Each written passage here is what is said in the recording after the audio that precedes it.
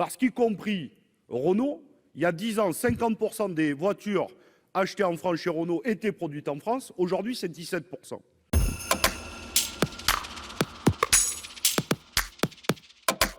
Bon, je vois les cris d'orfraie poussés à droite.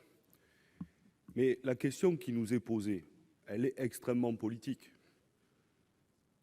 C'est est-ce que nous allons continuer à produire et à consommer aujourd'hui et demain exactement de la même façon que nous consommions et nous produisions avant Covid?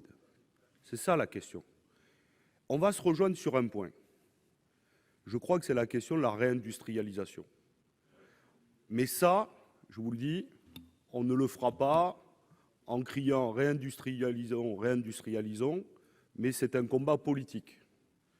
Par exemple, aux frontières de l'Europe, il faudra aller vers une taxe carbone.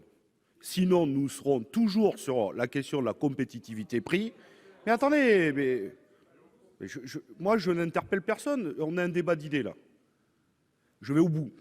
Sinon, nous serons toujours dans la compétitivité prix et il sera toujours plus intéressant pour un grand groupe industriel sur le coût du travail à aller produire ailleurs qu'en Europe.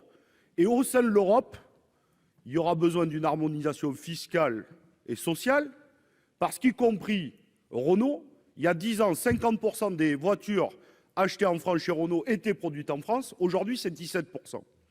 Mais dans le même temps et dans le même mouvement, il faut que nous amorcions la transition écologique.